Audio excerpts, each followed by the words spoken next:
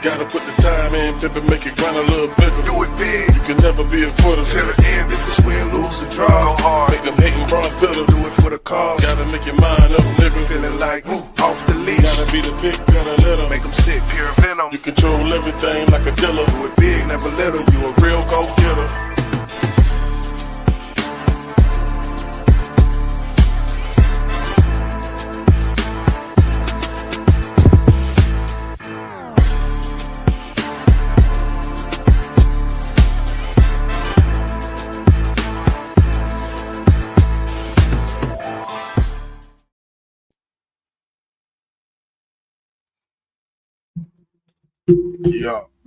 Yeah.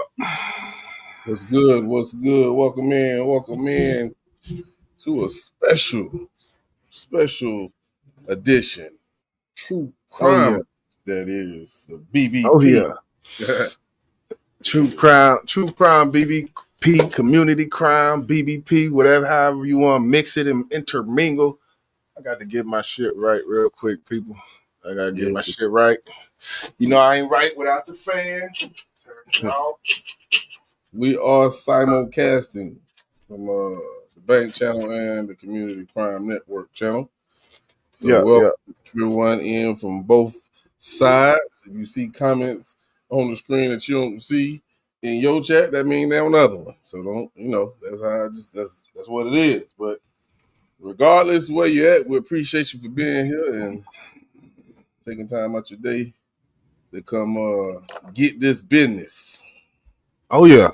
And these two cases, now one we're gonna talk about is a little bit older, but it's definitely one that I missed the update on. The three Chiefs fans, which we're gonna start off with that, but just in general, when you look at this first case, when you look at this second case, these I think are two cases that are definitely they kind of drew people in, especially with this most recent case out of Frisco, Texas. This situation, Karmelo Anthony and Metcalf. This case here, I'm seeing a lot of different opinions, a lot of different not different, but a lot of divisive commentary. I just want to say that it's kind of bringing that shit out of people. One of them cases is bringing, that kind of passionate, emotion out of people, and I think it's kind of making people not, look at the case for the case type of thing, right. Yeah, and that's sad too, man. I hate when cases go that way, but I think we all knew when this particular case of Karmelo and the Metcalf kid came about. We knew when it was a white kid and a black kid where it was gonna go at, and like you said, people start thinking with feelings and not thinking with logic, and that's gonna always steer you in the wrong direction. But some people don't really care. So Yeah, but like we said, we're going to start off with the three Chiefs fans case. And we're going to kind of go back to the initial, not the initial, but when they found out what was the cause of death and things. And did I say that I was going to play that? Or, that's over here. Yeah. What up, D-Love? Okay, D-Love in the building. What's good? Yeah, we doing a simulcasting thing for the night. Community Crime Network in the building. I'm YJ, if y'all ain't seen me from before over on that side. I'm YJ. Everybody that know me know you, man. They know how we rocking. I pretty much think so. So, and that's a good thing, cross promotion and all that. Let me pull this up while I'm sitting up here talking. And if you on one page and haven't subscribed to the other, take a moment and go do that. Go ahead and do that. Because we talk about crime on the bank page as well, as you can see. So that's how we rocking. We rocking with like 2 cutoff stockings. You dig? But let's see here. All right. You ready? So we're gonna take a look kind of catch you up a little bit, just in case you forgot about the Three Chiefs fans case. It's one of them. Yeah, let's get into it. Where tonight we'll continue to follow breaking news here at 5 as we learn more about the deaths of 3 men found in the backyard of a Northland home. I'm John Holt. And I'm Christelle Bell. The toxicology report is in police hands tonight. Fox 4's Malik Jackson joins us now live from KCPD headquarters. Malik, what are you learning about that report that's out? John and Christelle, we have confirmed with multiple sources that the families of Clayton McGinney, Ricky Johnson, and David Harrington were notified earlier this afternoon by detectives that the toxicology report is complete. Now, it is important to note that these reports are very detailed.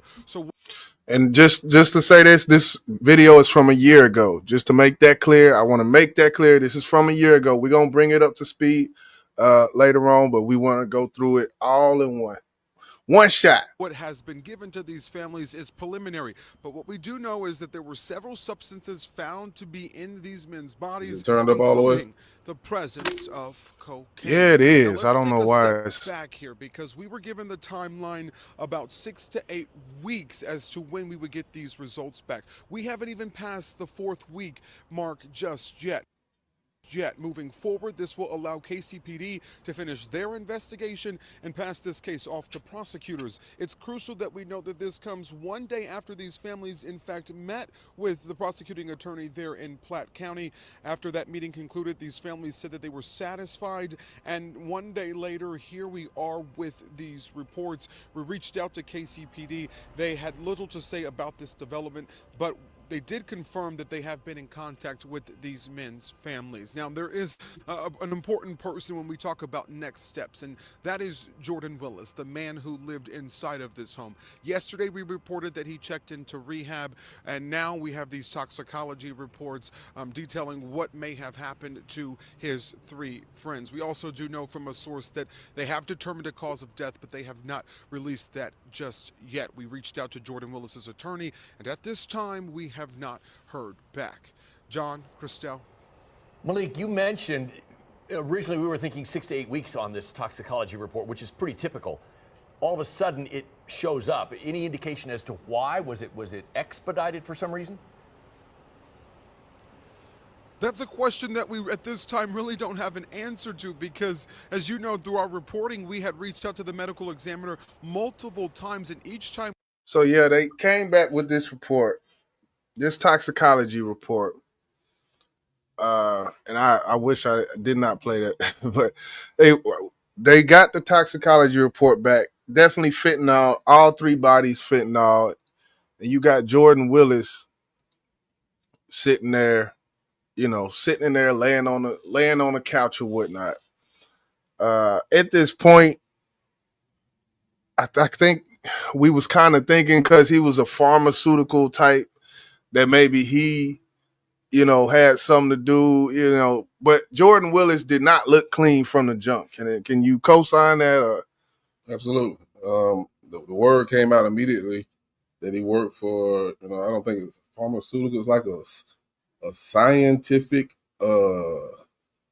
lab where he actually had access to all these types of chemicals, and the word was that he was making these certain types of drugs. And as we just seen on the screen, it says cocaine was found in their system. Well, that wasn't it. Oh, no. It. It was more to it, because cocaine, unless you just took a load of it, it's not gonna kill you like that. No, definitely not. So, and actually, I wish I would have just played the video you did, because that shit was low anyway. I want to play this. You said it was Inside Edition right here? Yeah, Inside Edition. It says, fans found dead in the friend's backyard. Yeah. What up, Tamika? Appreciate you for sliding through. We're covering 2 cases tonight. This is the one from this is the one from 1 month ago that's in the back chat here. Oh, you wanted me to play the other one? Or if you think I don't know, or we can just go ahead and get to the more Yeah, updated. yeah. Let's go ahead and do the one Okay, from a month ago. okay. Let's go ahead and get into that. Get into that one time. One tiggy. I got to do this here. Share screen. Cause of death revealed. Yeah. Okay. And hopefully they volume right because Yeah, what they way had going on there. Is 2024 deaths of 3 Kansas City Chiefs fans. 3 men are dead because of the dangers of street drugs. For instance, high school Ricky Johnson, David Harrington, and Clayton McGinney were found dead 2 days after gathering to watch the Chiefs play in the backyard of a home rented by a fourth friend, Jordan Willis. Prosecutors now revealing their causes of death. Mr. McGinney, Mr. Harrington, and Mr. Johnson all died of fentanyl and cocaine combined toxicity. Tonight, Willis and the man police say confessed to selling him cocaine. Ivory Carson are each charged with 3 counts of involuntary manslaughter and 2 counts of delivery of a controlled substance. So we find out after Jordan Willis's lawyer goes on national TV, swears up and down Jordan Willis, he will be exonerated, whatever verbiage he used. Jordan Willis had nothing to do with it. Jordan Willis is innocent man. Jordan Willis, his story, I'm here to defend Jordan Willis, and he had his slick back hair, and I would play the video of him sitting up on these news nations and all this stuff.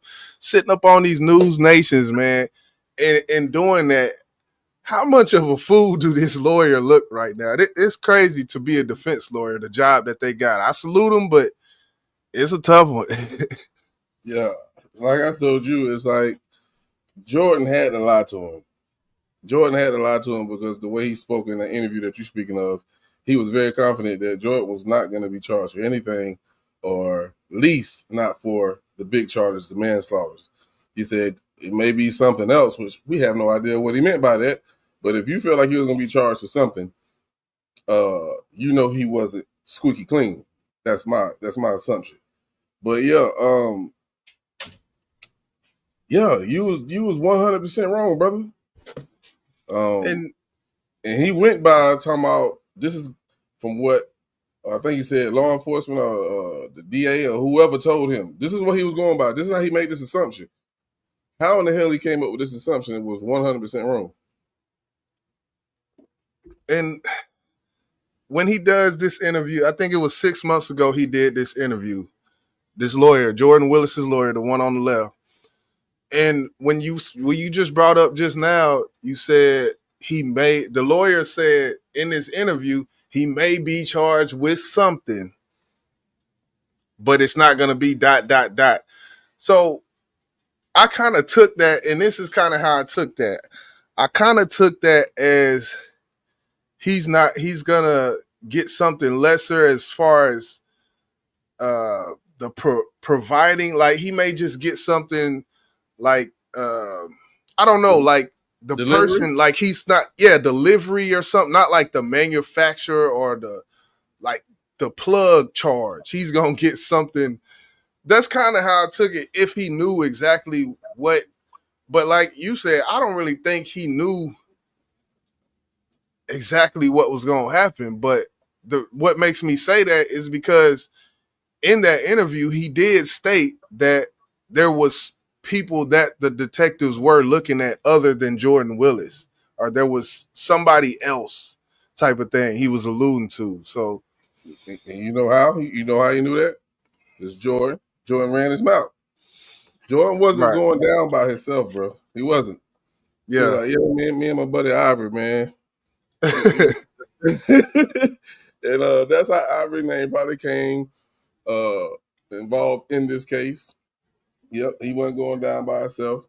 And maybe the lawyer thought that they could put all of this on him. Maybe. What's good, Charlie? To the building. Maybe, yeah, and I can see that, Jordan Willis, because he was backed up in the corner. He's in the corner, and this whole thing would have been on him. So I'm gonna continue. 3 counts involuntary manslaughter for each of them, and 2 counts of delivery of a controlled substance for each of them. No difference in those charges. The same thing for both. I feel like we're missing the charge, bro. I feel like we're missing the charge. That's why I paused, because I'm sitting here thinking, I'm like, involuntary manslaughter. And the thing about that is, if you're selling a drug, right? Let's just speak on Ivory real quick. Ivory Carson on the right. I never thought a brother would be involved with this case, but it lo and behold. So when you talk about someone selling drugs, you selling a drug, you don't know if it has fentanyl in it. If you do, like, how does in the court of law, how do they prove that it's, because I hear involuntary, and it's almost like them saying he didn't know fentanyl was in the drug. Yeah. I don't think they can prove that unless they found them or found a lab, found them where they was making it at. If it was somewhere in that house and it shows proof that he was making this shit, yeah, Right. Then they could prove that you put this in there. Now, that's still not enough evidence, because what if the 3 chiefs, and I'm pretty sure they didn't want that shit. What do they say? Nah, that's what the fuck I wanted. You know what I'm saying? So now they dead. They can't speak now. They can't speak. So Right. his argument could be, this is what he asked for, so this is what I gave. That's You know what I'm true. saying? There's no defense to that. Defense whatsoever. But the charge I feel like was missing is what I'm speaking of now. If he manufactured this, obviously they didn't find his lab, bro. They didn't find the lab because they only got him for 2 counts of delivery of a controlled substance, not manufacturing. Right. Yeah. So Right. And what, I guess, what would you, when you say manufacturing, it really, the word is bigger, I think, than the actual process of mixing 2 different powders.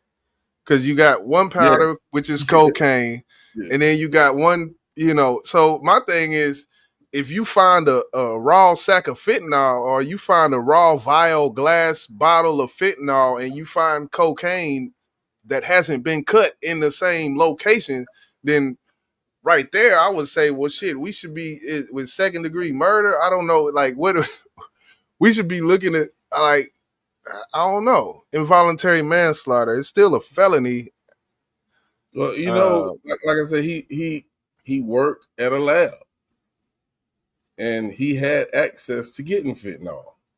Now, cocaine, no, he couldn't get cocaine from there. Now, this motherfucker know how to. You can't make cocaine. That comes from a leaf. But fentanyl, that's coming from a lab, bro. You feel me?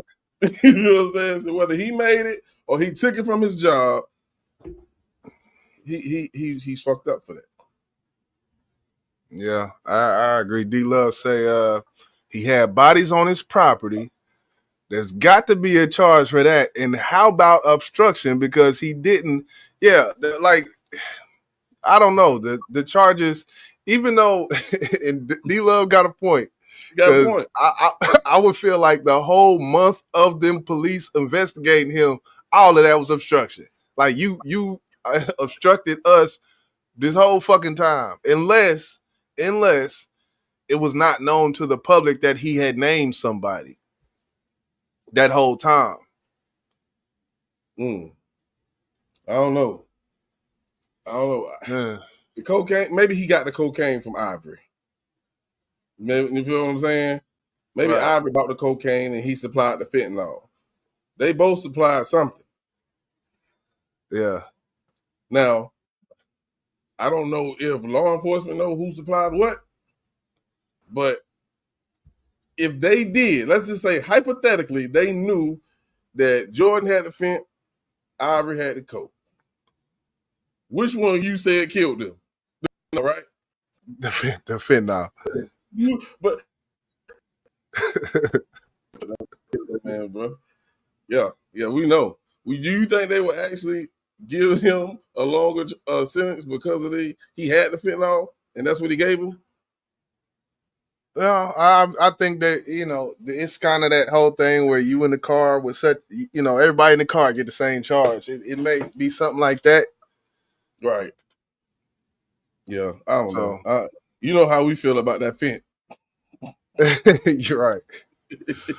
Yeah, send their ass to jail, man. Anybody out there, you cutting fent in your shit, you cutting that fentanyl with your shit, man. You need to be gone. You need to be out of here. Throw them up under the jail. I ain't got no remorse. You know what you're doing. You know what you're playing with. You playing Russian roulette with one of them old Western guns that they used to have with the spindle on it and shit. Substance. Inside Willis's home, police say they found 1 bag of cocaine with Willis's DNA and 1 bag of fentanyl with Carson's DNA. That's the exact opposite. Ain't that some shit? Ain't that one bag.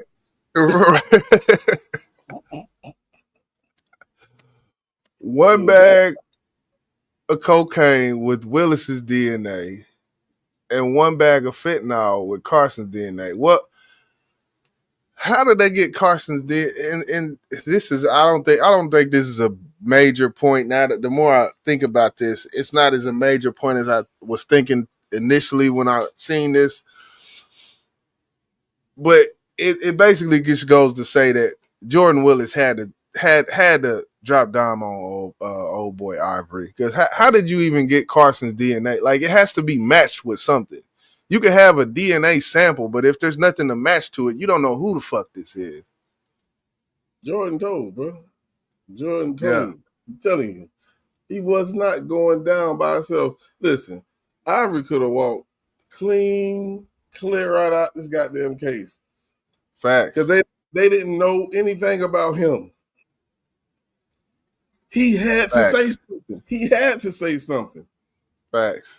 Ivory gonna beat your ass in jail, Jordan. I'll tell you. Because it was like he wasn't mentioned.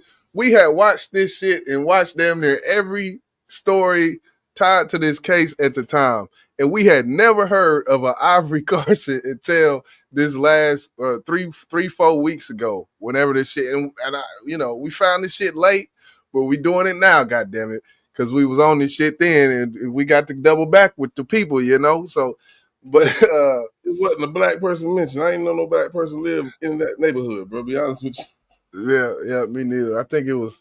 I forget where it's Olathe or something. Yeah, it's definitely out in the affluent part of Kansas City. It wasn't in Kansas City. It wasn't in KC Mo. It wasn't in K.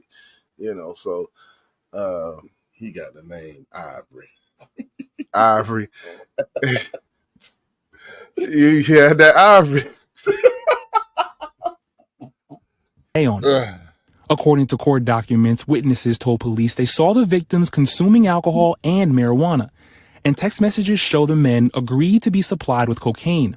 This is a message to those that are bringing fentanyl into our communities, providing it to people, harming our community, that you will be held accountable, you will be arrested, and you will be charged. Willis's attorney says his client plans to plead. And that's what needs to be, like, I kind of feel like this case, and even when you talk about what they said, the sentences could be, it could be up to 50 for both of them. And I feel like, and we've talked about this before when it comes to these drug charges, and should things be more trumped up or more, that sounds fucked up, should things be more trumped up.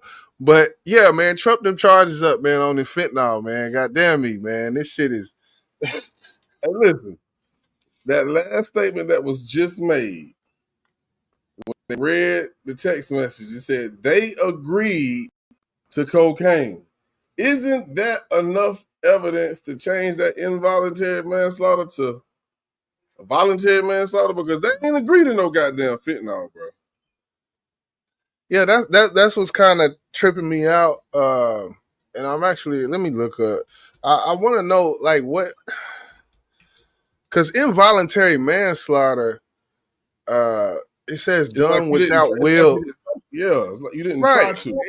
It's self-explanatory. Done without will or conscious control, and I would think of a drunk driver or something, right? Like involuntary manslaughter. Yeah, you're drunk. He was out of conscious control, and someone died. And so yeah, you would get. They're still going. You know, it's still bad, but it's not. You know, the person was inebriated, or so that's what's kind of tripping me out. That's the charge here. But regardless, two of them charges, man, they're gonna get you a minute. You're not just walking out. So Not guilty. He's told me since day one he didn't have any part in purchasing. this the lawyer I was talking about. This the lawyer I was talking about. And I'm gonna just say this. You know, speaking of Busby, you gotta watch out for these lawyers who do these interviews with they tags behind them and shit. You see the background? It's promo. Yep. He going on national TV with his logo in the background. That's that Busby shit, man. I'm starting to look at that shit now. Like, what? I gotta watch out for these people. Right. Or distributing drugs to anyone, or distribute part in purchasing. He's told me since day one he didn't have any part in purchasing or distributing drugs to anyone that day. He told him from the jump. Told you, I didn't. I didn't have nothing to say. Yeah. Hey, attorneys for Carson could not. You good? Not immediately be reached for comment. It's a partial closure. Yeah, someone's being held responsible, which was what my family wanted all along. McGinney's family relieved charges have finally been brought. Now let's hope that the prosecutors can have a super solid case so that they spend time in prison. They need to go to jail. And each charge that Jordan Willis and Ivory Carson faces carries a maximum of 10 years in prison. And Willis's attorney told us his client maintains his innocence and anticipates that this will go to a jury trial. Ellison? Marquise Francis, thank you. Thanks. So we will be seeing a case on this. There will be a further, So they got 5 charges, and each one of them carry a max of 10. But they ain't gonna get no 50 years. They ain't gonna get no 50 years. Yeah, and when he 30. Yeah, when he broke it down like that, I thought about that. Like, yeah, each carries a maximum of 10, and that's 5 charges. So yeah, 50 years, they're not gonna get that. They're not gonna. That's the maximum on each, unless the judge is like, one of them ones. You've seen sometimes some of these judges, man, they are not fucking around. So depending on the judge, amount of leniency, amount of voluntary, involuntary, how much he feels they consciously knew what they was doing and all that. It's all gonna come into play. But I can't. Yeah, I don't really think they're gonna get the full 50 on those maximum charges, though. I got to be real. Nah, I don't think so. Because they say up to 10, and then they got to be found. I think they're going to be found guilty on all 3 of the manslaughters. But the other 2, that's what's going to be sticky, because, to be honest with you, it doesn't take 2 people to deliver some fucking drugs. To distribute. Yeah.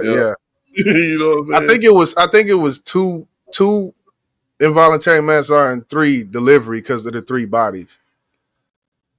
So, but yeah, like you said, as far as distributing something to somebody, it don't take 2 people unless this DNA, they're looking at it, maybe the DNA on one of the bags and the other bag, they're looking at it like they was in this shit together, so they both did it, type of thing. Yeah. But I can't wait for the trial. I definitely want to see what happens. Yeah, that's crazy that 3 people on their recklessness And it was really, to be honest with you, they just wanted the money, if you ask me. And then one of them was kin to one of the guys that died. That really got us up because you got your family sitting in the goddamn courtroom, hoping your ass go to jail. I know I would. Send his ass up the road. Yeah. That's his ass And out. And on another note, kind of on this topic and kind of on a more general level, to go back, talking about what the crack era, Ronald Reagan era, laws being passed to make crack cocaine come with higher offenses, and a lot of black people like myself feel like that was done to lock black people up. Now, when it comes to that you look at the Reagan era, that shows that policies can be put in place that affect society. It can happen. It's not impossible because they did it with the Ronald Reagan era, and they did that shit successfully, locked up ton of black people with menial pieces of crack cocaine and gave them charges through the roof. And if you compare crack cocaine to fentanyl, what would stop them from doing that same thing with this? You got a point. You got a point. And it's gonna. Man, I guess they're gonna have to start putting them in classes. I think like what is more deadly, because let's think about it, man. And I hate to even say this because you just spoke on crack. How many people die from crack, bro? I know crackheads. Them motherfuckers seem like they live forever. And you talking about you? Huh? Go ahead. Yeah, it's like now fentanyl. When fentanyl hit the scene, hit the streets of America, it hit hard. Like people was touching it and damn near overdosing, bro, and dying from this shit. So when you think of people actually wanting to intake this drug, what in the fuck are you thinking? So if it's that deadly by officers touching it and overdosing, damn near dying, yeah, this shit don't need to be on the streets.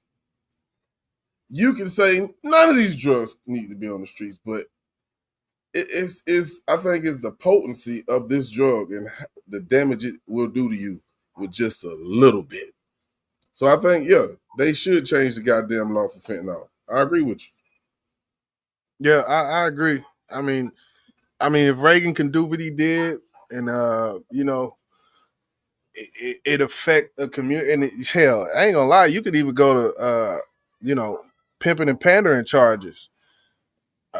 It's people, it's pimps out here, that's getting, football numbers type shit because of what they have done with the laws, and they're doing that to prevent something. So if you're gonna do that for pimping and hoeing, you can't do that same shit for fentanyl. Like I'm just looking at that shit. Like it just seemed a little weird that these, when it comes to it, and the word that you use, which the word that the law uses is the class. It's like a class system, the classification of the drugs. I feel like fentanyl should, they like, if they have to, they need to make another class for this shit. Yeah. Yeah, because I mean, any drug can kill you if you take too much of it. We know that. Yeah. But they need to drop crack down a class because I don't see nobody dying Well, from crack. I don't know about dropping it. I don't know about dropping it down a class. Cause I mean, crack, man, it terrible. I feel like crack has more of a societal effect. It's not as a direct effect on the person, maybe, but I feel like, yeah, your TV gonna be gone, your toaster gonna be gone, everything gonna be gone. Like it's more of a societal effect that just, it has generational curse uh, connotation to it, which I feel like it's not just as bad, but to a society, crack cocaine, we seen what it did.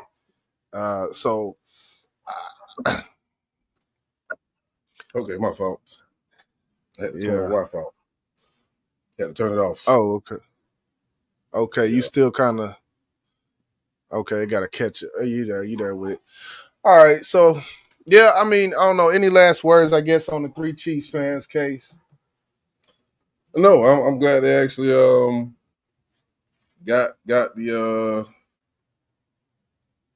the suspects that we all knew. Well, I ain't gonna say suspects because we had no idea who the hell Ivory was, but Right. I think everybody knew who Jordan and how he was involved. So Oh we'll yeah, definitely he be forward definitely.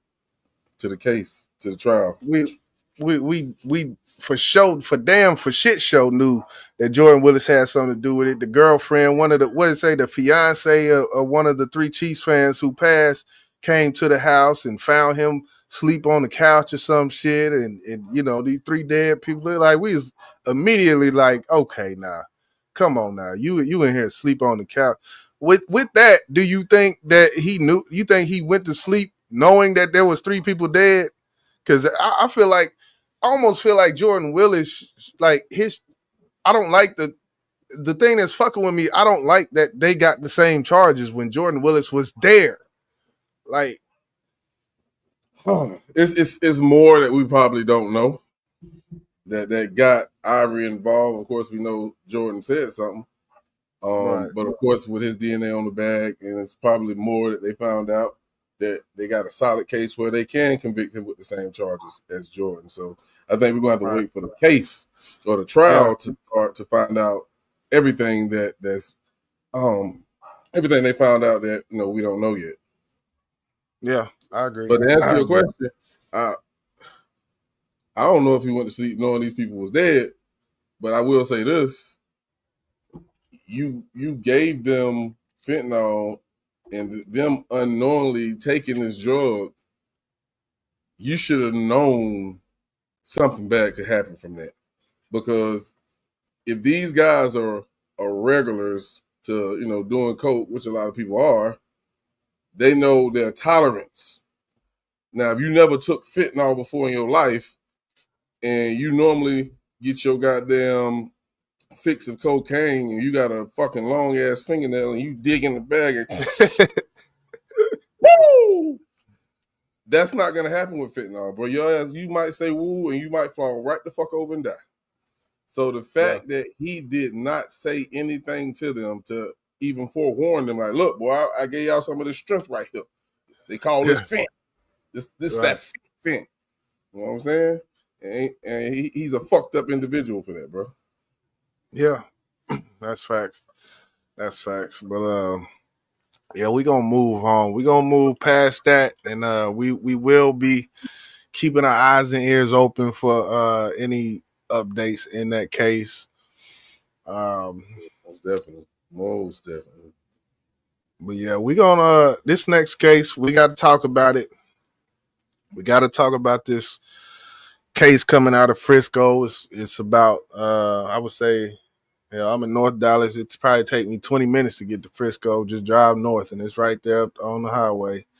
So it's basically a Dallas case. So dealing with this case, it's a lot going on. Let me see. Private chat. Or yeah, let me go back to my notes. We're gonna watch this clip real quick to get us started. Yeah, yeah. So yeah, of course, I know everybody should be familiar or aware of the case with Carmelo Anthony, and not the basketball player, and the kid Metcalf, Austin Metcalf, I believe that's his name. At a track meet, and things went south real fast. Very south. Down bottom. Down Down, bottom, man. yeah. Jeez. A teenager accused of stabbing another student athlete at a track meet told officers as he was being taken into custody that he did it in self-defense. Austin Metcalf was killed this week at that Frisco track meet. New documents detail what happened before and after 17-year-old Karmelo Anthony allegedly pulled a knife from his backpack and stabbed him. Fox 4's Alex Boyer joining us now live with the latest. Alex. Hey guys, and in that 7-page arrest warrant affidavit, several witnesses, including Metcalf's twin brother, describe how that deadly encounter went down. The suspect then reportedly admitted to a Frisco police officer who detained him that he had stabbed Metcalf. My son is gone, and I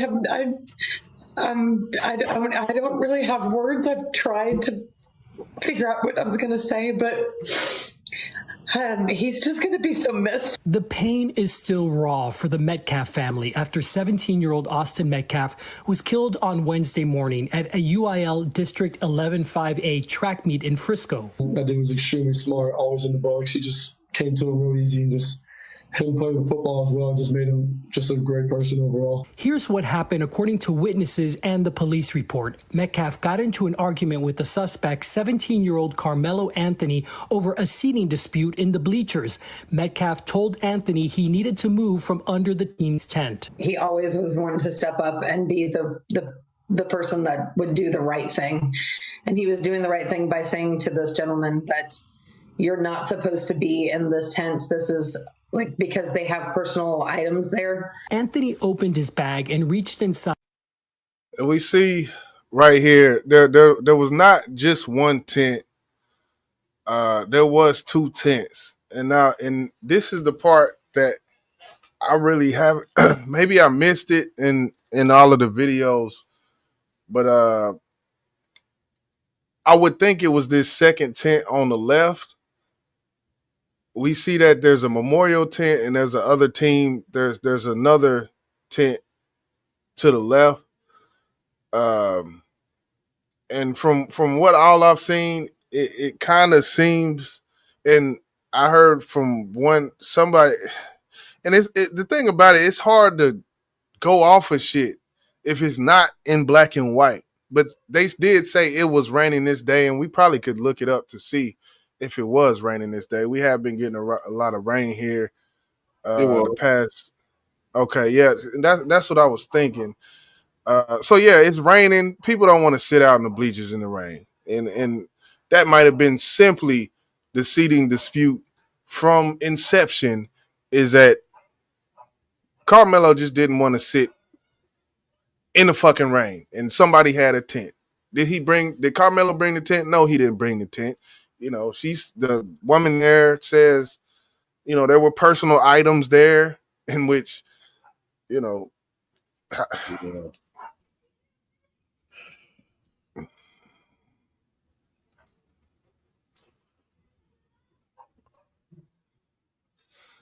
know. Yeah, I didn't know if you had something on that. No, I did. I mean, I can't make no assumptions, but I mean, you said everything that could be said at this point, so we go ahead and continue. Yeah, but I do got some things we're gonna touch on. Trust me. Okay. And said to Metcalf, "Touch me and see what happens." Touch me and see what happens. And we'll get into the self-defense aspect of it, because I definitely want to get into that in the state of Texas, what self-defense and what classifies that. Metcalf reportedly grabbed Anthony and told him to move. He knew he wasn't supposed to be there. It's just a tragedy what happened. That's when Anthony pulled out a black knife and stabbed Metcalf in the chest once before running away.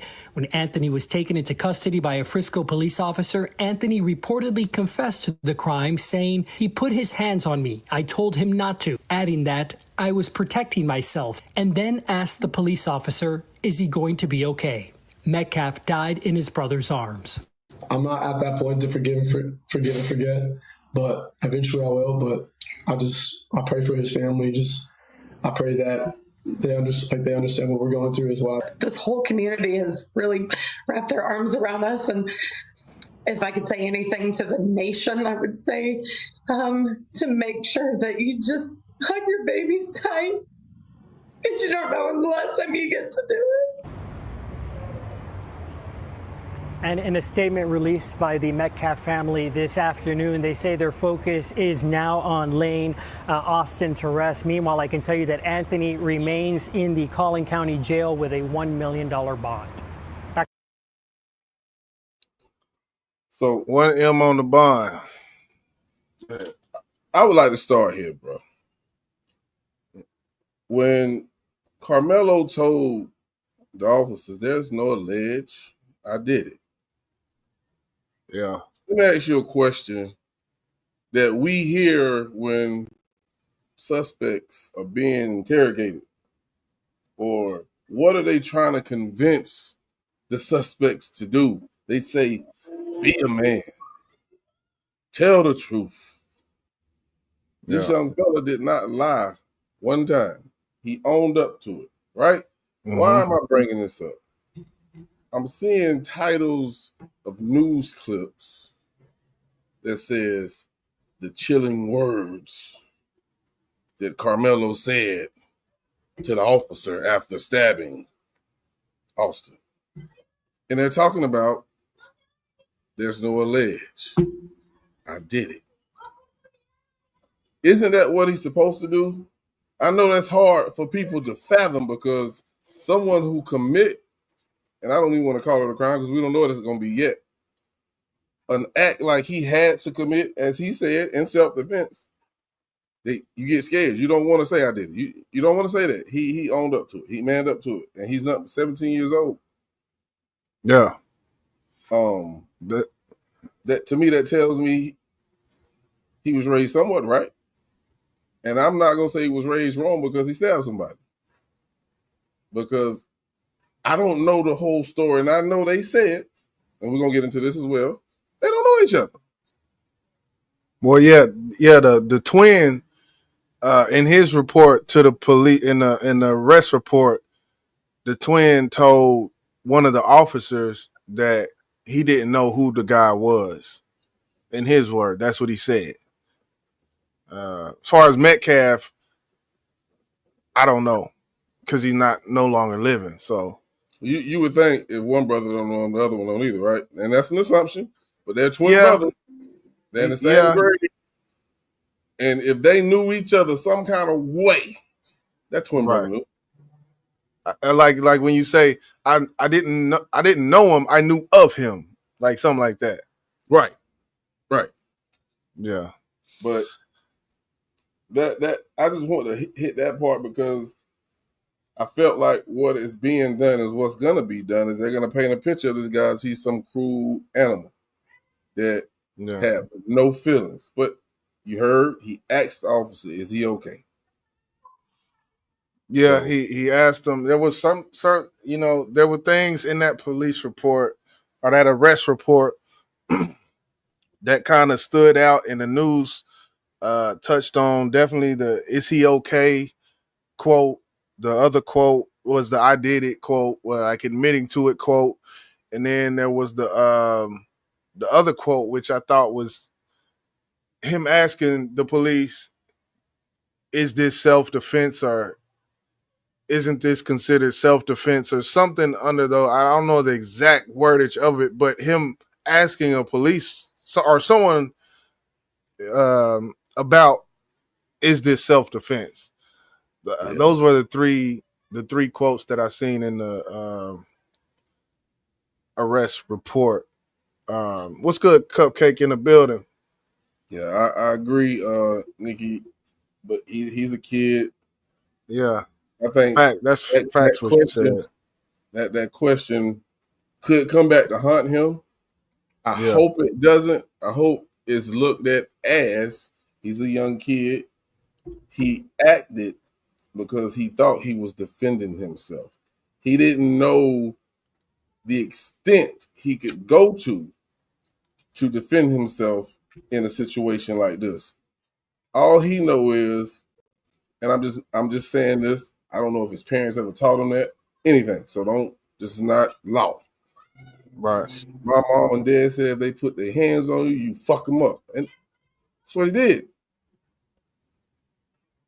And maybe he didn't know they meant beat him up. Yeah. You feel what I'm saying? And I don't know These. if that's the case. I don't know if that's the case. I'm just saying that. So don't take that as Right. I'm trying to make or create a narrative. I'm not doing it. Nah. But you know. But go ahead. No, go ahead. But what you say, I mean, whenever these cases get looked at in the court of law, there's actually clear and concise definitions for all of this in the self-defense realm. And that's, you know, we going into the self-defense bag now. From the report, it was said that Karmelo was pushed. So if you're pushed, in that context, one of the things that they do look at self-defense in the state of Texas, they do look at what they call proportional force. Force used in self-defense must be proportionate to the threat you perceived. And the thing that makes this iffy is the 3 words, threat you perceived. So I could have the perception of a push being I need to throw up my dukes. I need to, get at them like that. But another person may, all these people, I don't know these people. I'm here by myself. I don't know, and pull a knife out because it was said that he was pushed, and then I guess after being pushed, he had a bag. He went to the bag, got the knife out, and stabbed him in the chest.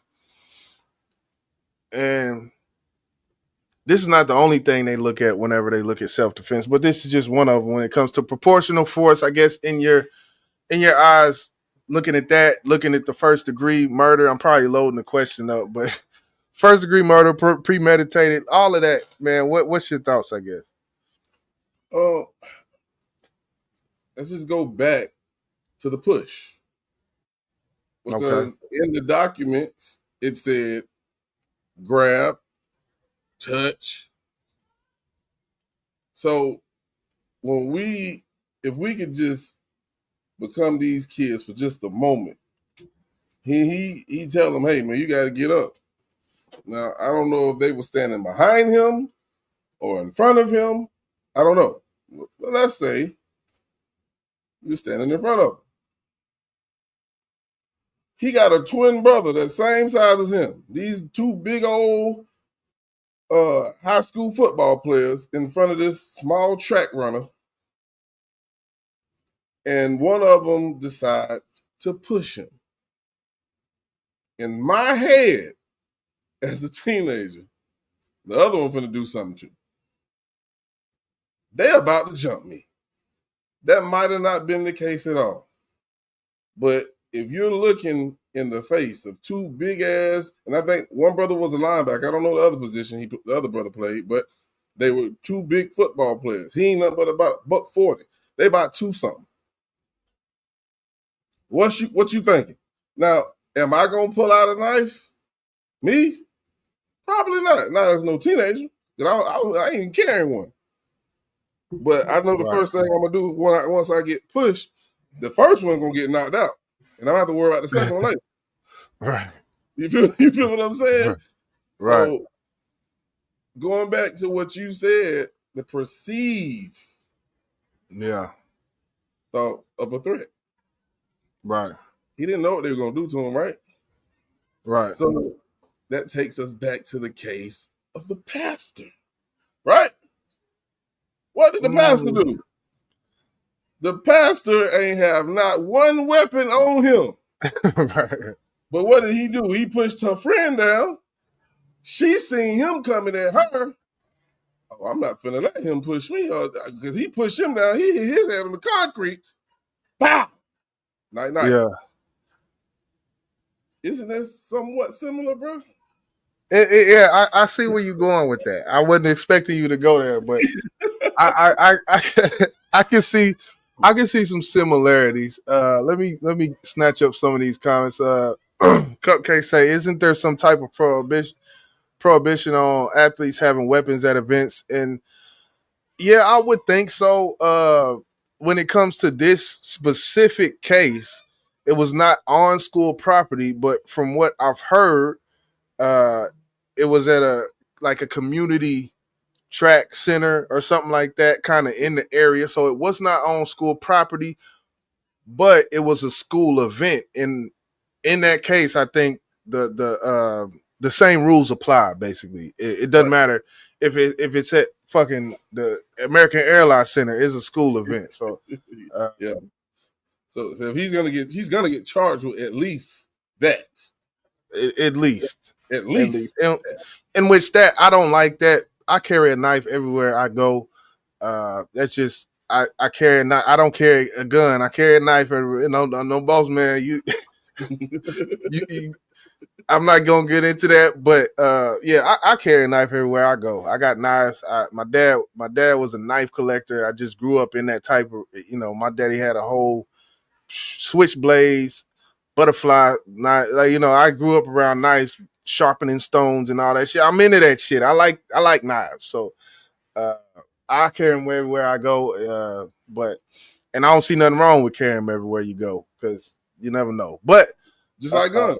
Like guns. I got them too. Just yeah, and it's Texas, Georgia, these stand your ground states, man. You like people they got guns. Like people got guns. It's not it's not New York City around this motherfucker, man. You don't have road rage with certain people because the motherfuckers got guns. I'm just saying. I got a bunch of them too. That boy boss over there. So and with the self-defense, another one of the things that is listed here is provocation. And it says you cannot claim self-defense if you provoked the attack or confrontation. Absolutely. In this situation, you could say Metcalf provoked. Or you could say he what was the quote that they said he said to Metcalf? Hey, touch me again and watch what happens. Touch me again, watch what happens. Something like that. Touch me and watch what happens. Because at that point he haven't touched him yet.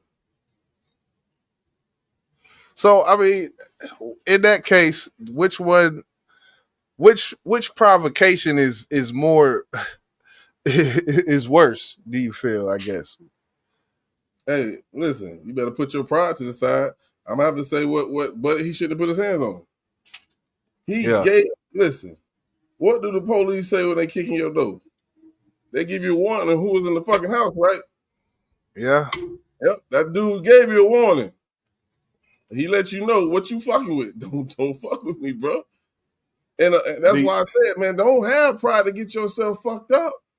Because obviously the way, and we don't know how Austin said it to Karmelo, but obviously he said it in a way that made Karmelo feel some type of way. So he said, touch me and see what happened.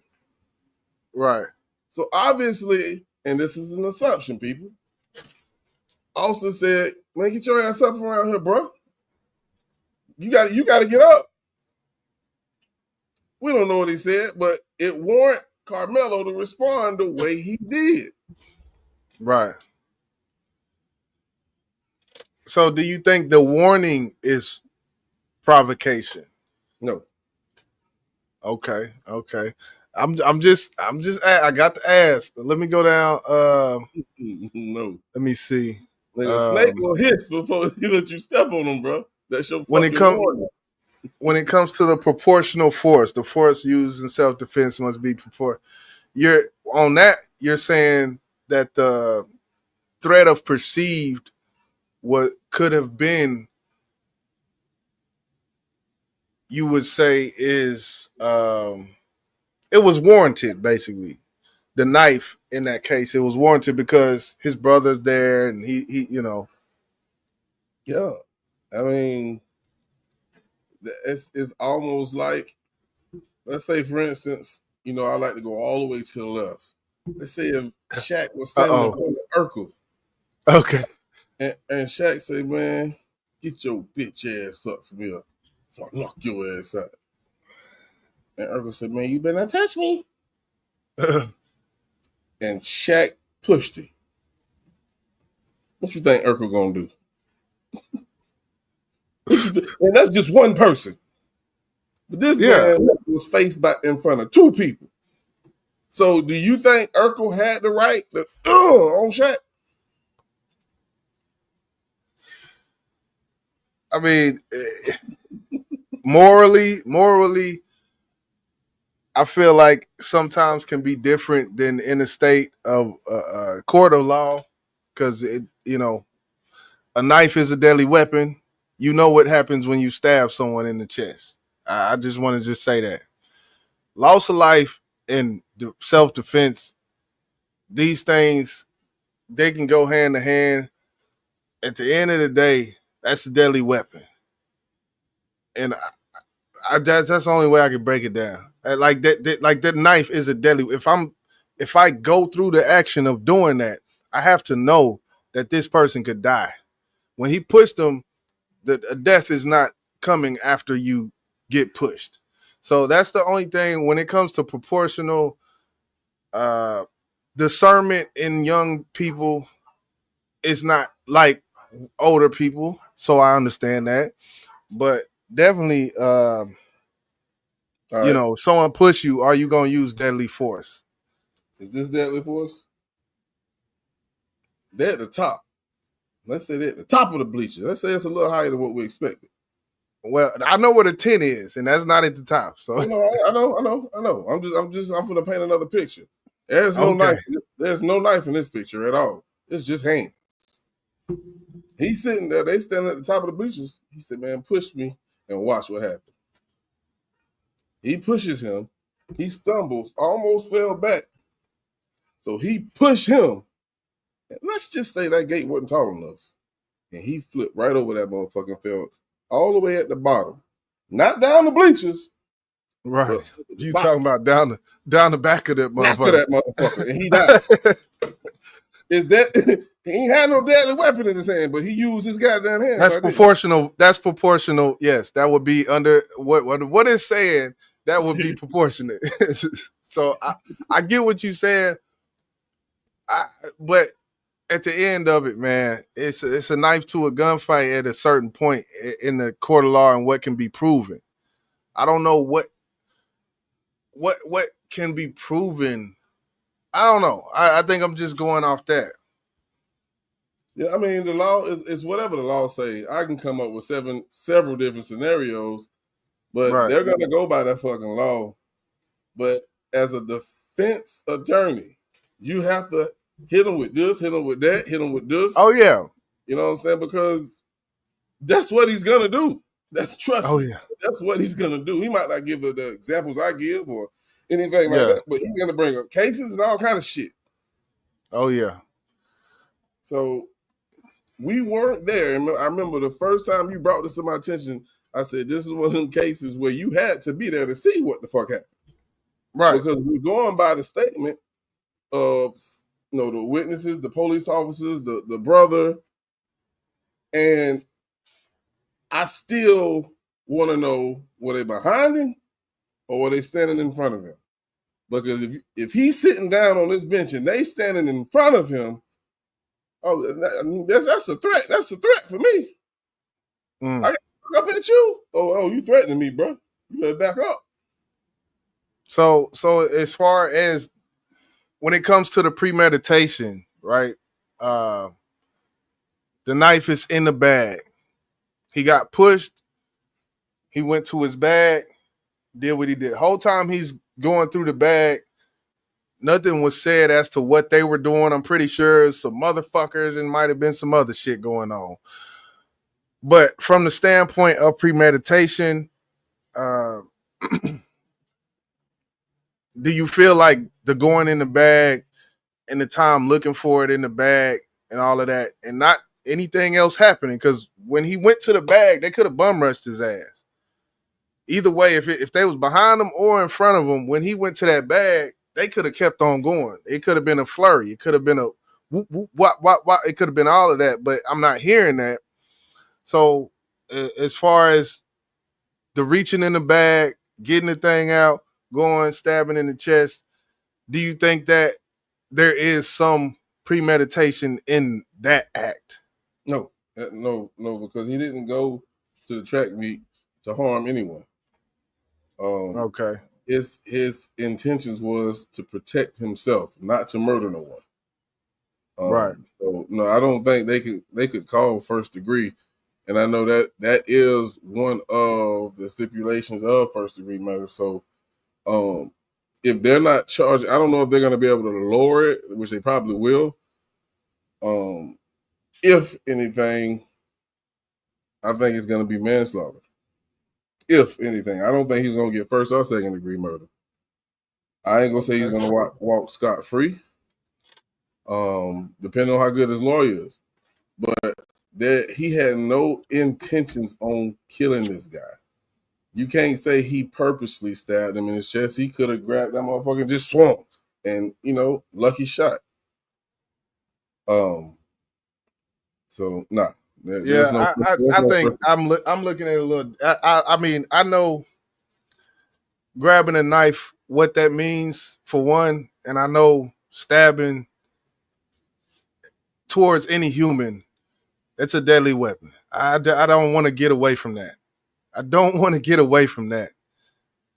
Any way you jerk at anybody with a knife, let's just not get away from that. That's all I'm gonna say. So let me ask you this then, because you actually brought this up. You said when he went in a bag, they didn't do anything. They stood there. Why? Why do you think they did that? Why you think after he pushed him or whatever he did, touching, pushing, you scared? Exactly. So why was it even needed anything? Why couldn't he just pull it out and say, "Get the fuck back, motherfucker"? You gonna get, why didn't the warning stop? The warning should have stopped his ass then. He said, "Touch me and watch and see what happens." If somebody say that to me, I'm thinking twice. Like, all right, I'll just go get fucking security. You know what? You sit your ass right there. Security. Yeah, that's what should have happened. That's what should have happened. Yeah, because this generation, man, you don't know what the fuck they gonna do. But from a standpoint of at the bag and nothing happening, I'm looking at it like you just pulling it out. How could that not be enough? Like if you pull it out and then they keep going, and see that's the thing. Why? Like we don't know. There's a lot that we don't know. I think they said like 70 something people that was around when this happened. So us not being one of those 70 people, going back to that, it's hard to say because once he pulled it out, did they charge him? Or did they? Because if they did charge him in that case, then yeah, I would say everything you saying I agree with. But if he pulled that motherfucker out and they were standing back like this, and then he just charged their ass, then it's like, well, shit, you could have just did that and fucking left. Right. I get what you're saying. And that's why I said you had to be there because the way it's told, and you got to remember what we talked about, he was under a tent full of a team that don't know him. They rocking with each other. So regardless if this story that we're being told has some inconsistencies or some parts left out, then I understand why. Because they don't want those two brothers to look like they were aggressors, which there's really no way you can see it. Because if they would have asked him to move and he didn't, like he could have made a better decision when he got his coach, or the security. There's a bunch of security out there, police all out there. So I'm not saying he's right for stabbing him, but I can't say he ain't right because I was not there. But let me hit this. I know. Go ahead. I'm gonna just say this. I know if I didn't bring that motherfucking tent and I go up and sit up under that motherfucker and it ain't mine, I'm in the wrong as soon as I sit the fuck down. I'm not finna go sit up under no tent with no family I don't know, but that, that's just me. That's just me. I know if it's a group of black folks and a white boy comes sit in the middle of that tent, then you know, a motherfucker gonna say probably some shit to that white boy. I'm gonna just say that. Point received. Great point made. At that point, I don't know how hard it was raining. I think he was seeking shelter, and that's what the first place he seen. So maybe he didn't think it was going to be anything. Maybe he thought they would be cool. And I think also if we raising our kids right, like, well, yeah, you can sit right there, bro. Man, you can sit right there, man. Yeah, man. Right. Go get it. You know, it didn't have to go this way. Period. Hell no. And that's a cupcake. This whole thing could have easily been handled much different than this. Pride. And I'm pretty sure he does regret actually doing it. At the end of the day, just from his words to the officer being that candid about his feelings at the time to the officer. Like, yeah. Nikki New say this will come down to a plea or 12 jurors, and I don't expect this to bend the way social media is seeing it. Well, hey, that's probably how it's going to end, but social media is seeing it from two different angles, so it's gonna go one way. I tell you that. Yeah. A prosecutor is simply going to say proportional force is not a knife to a verbal threat. Prosecutors can make repeat statements that weaken defense arguments if they try going in too many directions. You say verbal. It wasn't verbal. He put his hands on him. We don't know what that means. We don't know. Because I done heard several different goddamn stories. I heard he pushed him. I heard he touched him. I don't think this boy would have stabbed him if he just put his hands on him. Like, hey, bro, come on, man. Can you leave? I don't think he would have stabbed him. I don't believe that. Yeah. That's kind of why I was leading towards the push. Because I would feel like it would have been something more than just a touch or putting a hand, you know. She said prosecutors will often issue charges that match public outrage, knowing they can get a lesser charge conviction. Right. It's you're right. You're definitely right. It's gonna be like A Time to Kill. Y'all remember that movie? You ever seen that movie? Yeah, I've seen that shit a couple of times, and I don't remember either time I was probably 12 years, 13 when I seen it. That's how they're gonna be outside that goddamn courtroom. She said the charge is first degree murder. I disagree with you on that, Nikki. There's no way you can charge first degree on this.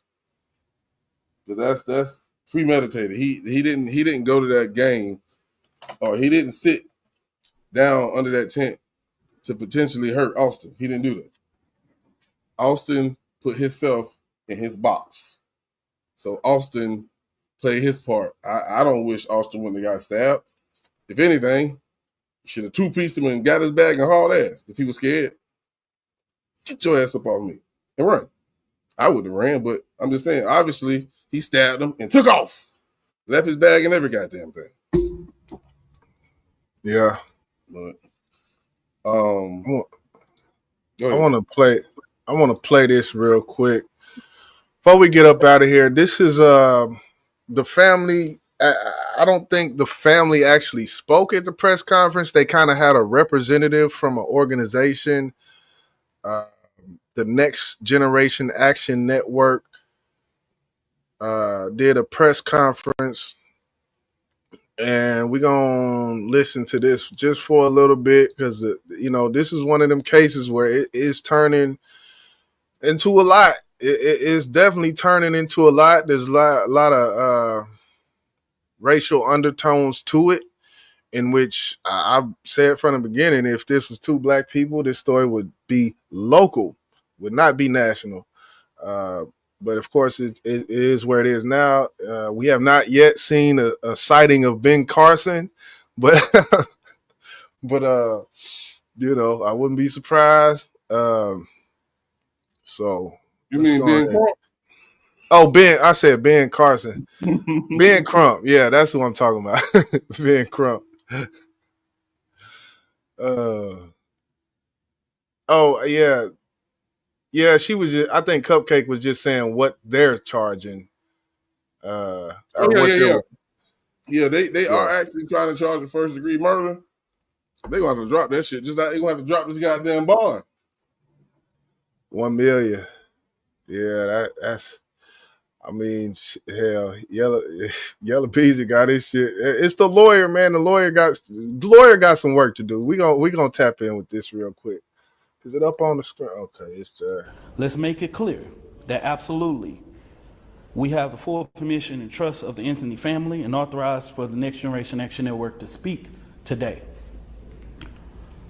Today in this meeting, we talked about and was able to give them graphic images of what this family has had to deal with for the last couple of days. It is sad. These graphic images not only display children with knives, black children with knives stuck in their head, the Anthony family's address.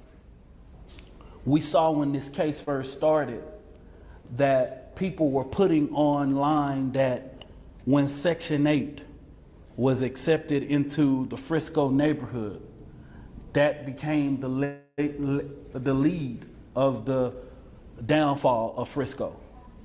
We have saw so many different hateful images, just hateful things. And the Next Generation Action Network wants to reiterate that Karmelo Anthony has a right to a fair trial, unbiased, and removed of racial hate and bigotry. I want to make it very clear, and I say this from my heart and my own personal reference.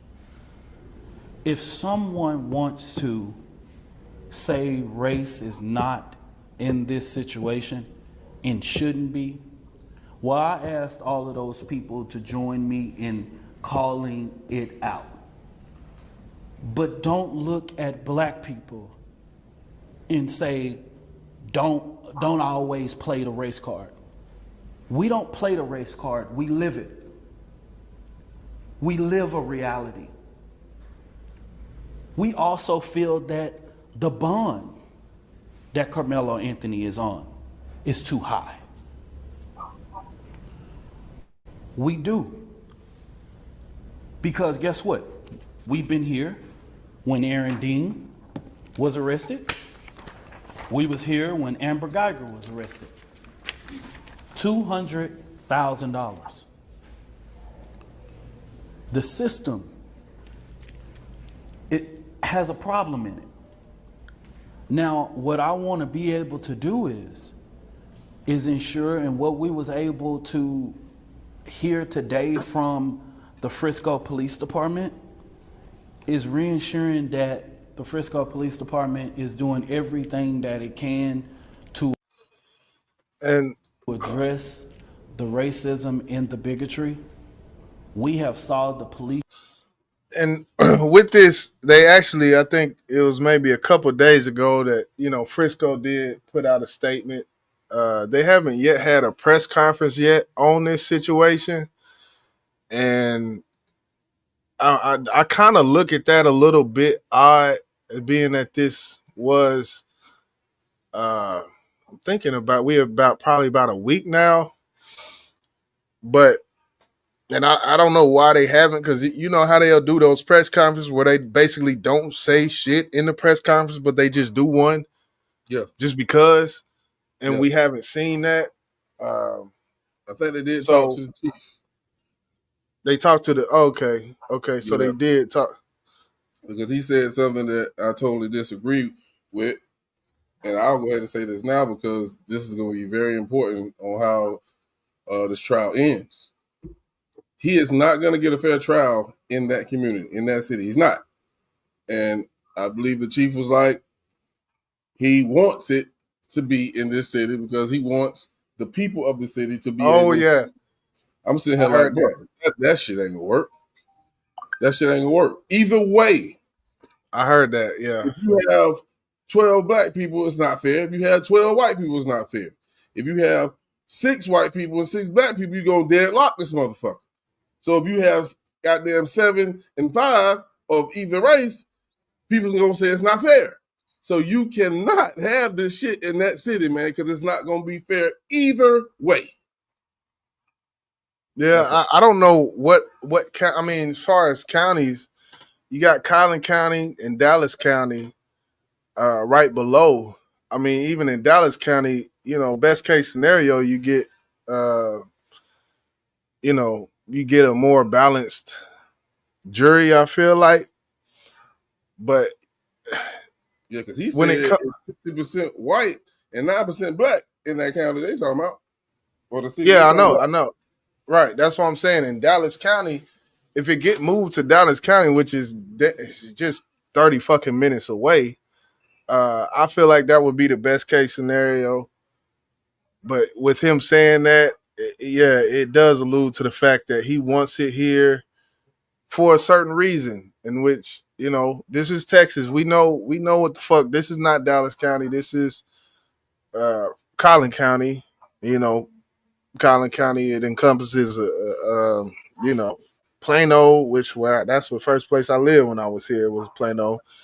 Them police, the system there is definitely, there's flaws in it. There is flaws in it. When it comes down to, what did he say? When it comes down to these jurors, and when he says, okay, Devin Johnson, what's good? What's good? Devin Johnson say he's staying Allen. That's what's up. I know exactly where that's at. Know exactly where that's at, down there by them outlets and whatnot. But yeah, when it comes to not letting racial things, affect it, and him saying that, about pulling the race card, and we don't pull the race card, we live the race card. I agree with all of that. I agree with all of that.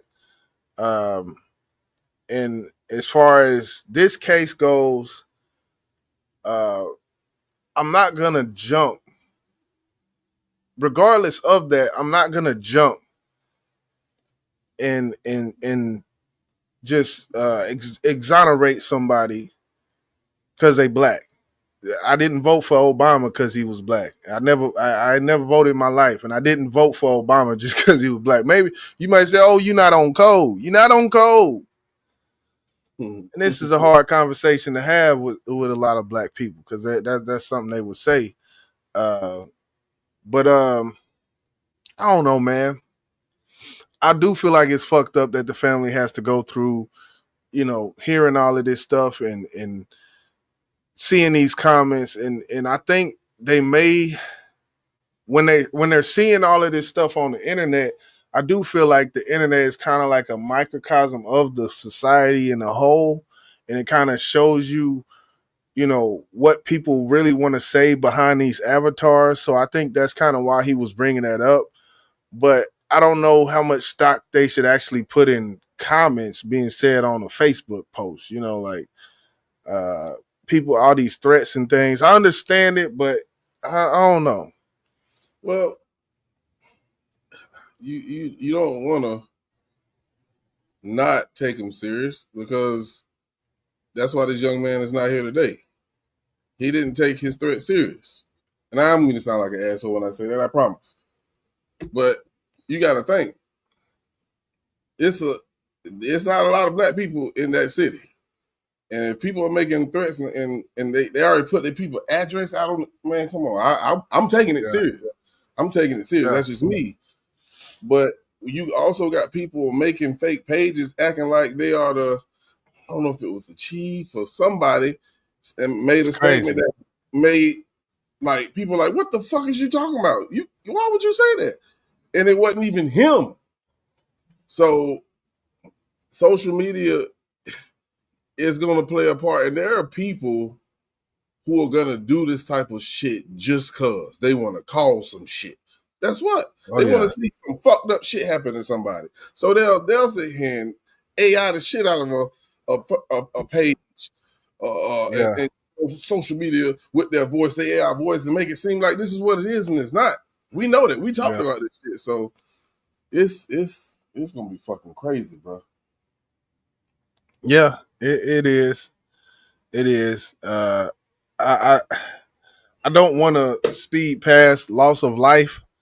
I don't want to make it seem like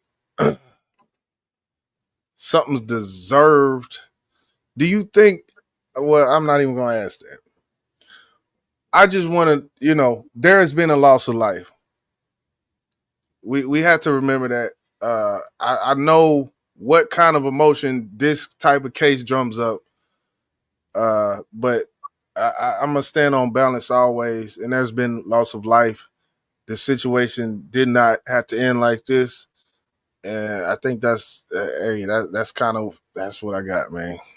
I mean, I think we all here understand that, and I don't think nobody amongst our circle of YouTube, our subs. There might be some other YouTubers out there who don't give a shit, but yeah, that's not here. We speak real. We always gonna side on the side of right. We don't decide who's gonna be right on their color of skin. We don't do that here. You know what I'm saying? But what's right is right, and what's wrong is wrong. Right now, I'm not gonna put myself in the middle because this one right here, I wasn't there, so I can't say too much, but I can give my opinion on the facts that's been presented to me. Right. That's what's up. We seen a lot. We seen a lot. I was on Brother Page yesterday talking about it. I've seen a lot of commentary from the people I'm subscribed to, which is mostly pro-black. I've heard some things I didn't like. I've heard some things that just sound like emotional rage speeches brought out from this, and I don't think that's warranted. Even though the systems are in place, even though it is what it is in America. Uh, you speaking from a place of hate. I don't just because you get the hate, I don't feel like you need to give the hate. You seen Tyreek, the Tyreek post. What did he say? Damn. Suspected. Oh, excuse me. Suspected white supremacist, something Metcalf, such and such, and so yeah. And I thought I might have put that in here, but I don't know. Yeah, man. We got to see. I want to hear more about the details about what more. There's 70 people around here on these bleachers, and when you broke down the percentages, one could say probably all of the 70 people around was probably 90% white, 10% black, maybe. So you can say even with that, even with what's said about this case and what comes out later on, even can be tainted. But I would hope there would be some kind of. You would think with that many people, detectives doing their job, investigating this, could sift through the biasness to get through to actually what happened. Like, did he, when he grabbed the knife, did the other dude jump from the bleachers when they seen him jumping for the bag, and he was reaching for the bag too, and like that, like people were there. That's why we keep going back to that. Like only the people who were there know. Right. So, right, and they could tell where they were standing when they confronted him by where he was laying at. So if he's laying on the bleachers, that means he probably was behind him. But if he's laying right there on the concrete in front of him, they were standing in front of him. And that plays a very important part for me because, we know he was sitting down and they told him to get up. That's all we do know. And he didn't. He just reached in his bag. Right. Well, after being pushed, he might, like you said, if he was pushed, he could have been on almost anywhere because we don't know where they were standing. Like if they pushed, it could have pushed them back. They could have pushed them forward. Could have pushed them side. I don't know. I don't know. D Love say, yeah, I want to hear from them witnesses. Cupcake say, even if people are just driving by their home and doing things they have to add that to all the other fears being kicked up. What's good? Timothy Taylor in the building. Cupcake say the chief doesn't get to decide shit, and he shouldn't even have made that statement. Yeah, that statement was crazy. That statement, I feel like that statement should not have been made. Timothy Taylor say the details and the evidence don't matter. Even the video wouldn't matter. Only the racial makeup of the jurors matter. White people automatically already view him as guilty, and that's the saddest part about it. That's the saddest part about it. And to that fact, being that I stand on balance, black people out there automatically assume he's innocent at the same time.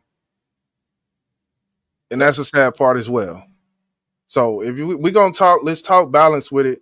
I really I wasn't there, and it's hard for me to it's hard, but the statement you said is true. I think it works in both narratives of this story though. Oh yeah, most definitely. That's why I feel like they're not gonna have a fair trial in that city. Yeah, and I hate it was. Yeah, that's one thing I can agree on. Yeah, it's gonna be tough. I will say this: the defense is fighting an uphill battle with this. They are fighting an uphill battle. They're fighting against culture. They're fighting against. It's not. It's bigger than the details and evidence. Like with Timothy Taylor say, the details and evidence don't matter. That's why I say it's bigger than just the details and evidence because of those jury people, and that's another sad aspect to it. You said Jason with man, Jason. Man, listen to the names. That you just read those names that he listed. That's what, hey, Timothy Taylor be on it.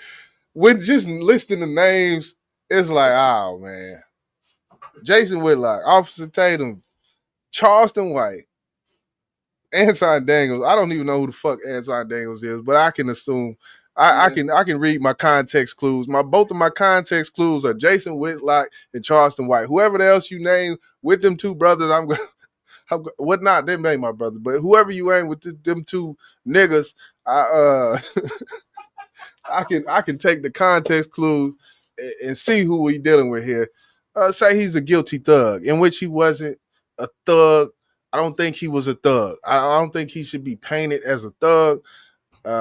I do think he was young. I do think, his discernment and his decision making was off. I do think he regrets it, and that's kind of where I'm going with it. But he was a smart kid. Yeah, smart. GPA up. Working. He say he just got a job at HEB. He got hired at HEB, which is like a grocery store down here, on April 2nd. And we looking at April 11th. So you can imagine how many days he held that job before this happened. So, in which the other kid was painted in the same light, 4.0 GPA, team leader of the team and all that. But once again, we don't know. So I don't know. That was it you was playing on here, or you was gonna play some more? Yeah, no, I was pretty much. I just wanted to play that part with him, detailing what the family was going through and whatnot. Okay. Yeah. So you said everything that definitely needed to be heard. Regardless on who's here. If you ever hear that voice that just spoke, that's real as it get. I understand emotions, but as a man, I understand logic more than anything. Because when you react or you think from your emotions, 9 times out of 10 you're gonna be wrong. Because you're not looking at the full picture. You're just looking at or you're just going off how you feel. You know what I'm saying? And I understand. Don't get it twisted. I understand what blacks have went through for over 400 years. I get all of that. But at some point, you have to goddamn say, okay, it's a new day. Let me look at this as an individual act. And if all the details get inserted, you watch the case and you see it for yourself, then okay, cool. Then it is what it is. But you have to move off of facts, not emotions, man. I don't know what happened to the young fella, either one of them. But this family, they lost their teenage son. This little guy lost his twin brother. This mother son is fighting for his freedom. Everybody loses. Just don't make it hard for either family. That's how I look at it. Yeah. Yeah. I've seen posts about Kyle Rittenhouse. Or, you know, it's a lot. It's a lot. It's a lot. But you know, we gonna be here, man. We at hour and 36 minutes. So we probably gonna get up out of here. Timothy Taylor say, why are all black Democratic content creators and black politicians completely silent on this case? I don't know. I don't know who you. I mean, I know we probably Timothy Taylor. We subscribe to some of the same people, but I've seen a lot of people talking about this case. I have. I've seen a lot of people. I don't know as far as black Democratic and black politicians. A lot of the time they be you know, playing politics. That's what they do. That's their job. So I can see that. Black people are looking at this compared to the legal precedent of George Zimmerman, Kyle Rittenhouse, and Daniel Penny verdicts. Yeah, and that's what I Devin Johnson, what's good? Say, I teach my kids if it's not worth dying over, then it's not worth it. And I stand on that because in my past, I was a crash out and would end it all over something so dumb. Yeah. Yeah. Yeah. I'm, you know, I don't know if you want to go into that, but I feel like, yeah, man, it wasn't, what is it worth? What is it worth? It's I feel Devin on that, you know. Only thing I'm crashing out is about my kids. I think that's probably emotionally driven decision that I will make because how much I have tied in as far as emotions with my kids. Right. And I don't think I had enough time to think about it.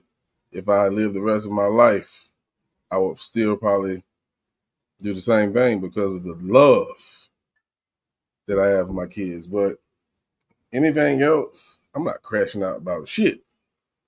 You know what I'm saying? It's like life, like we just talked about in this situation, none of this shit had to happen. None of it. Yeah. This was a simple, man, you know what? Let me get the fuck on from around here. You know what I'm saying? But when we talking about testosterone of a young teenager, probably females around and all kind of shit. You ain't finna embarrass me in front of these females, bro. I didn't even think about that. Yeah, that plays a part. Yeah, man. Yeah, I think men, a lot of the decisions that men make is because of a female. You know, and I have no other way of seeing it because it is. That's the truth. If it was just them three sitting up under that bench, I think Karmelo would have got up and walked away. I really do. Yeah.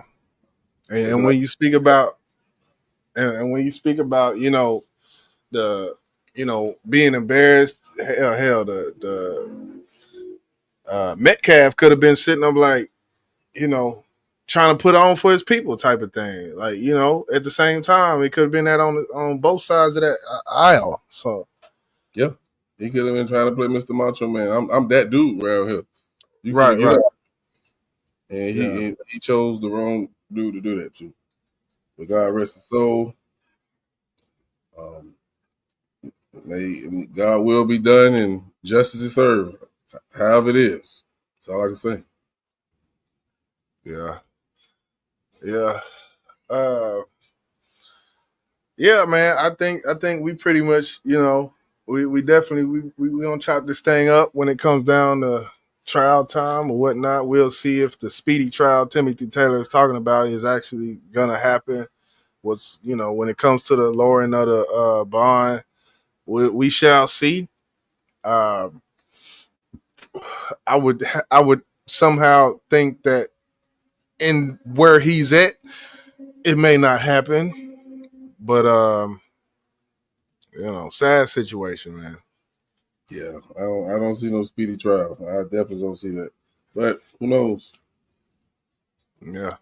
We're gonna go ahead and wrap this up and get up out of here, man. We are grateful that you all took the time out your day and came over here and chilled with us and talk about these cases. Again, we will follow up again with any more information on a future BBP. And we waiting for the three chiefs, or should I say the two suspects when they go to trial. And, Yeah. we'll be on that as well. Any last words, bro? Nah, man, I'm good. I don't know if we're gonna pop up Tuesday or not, but hell.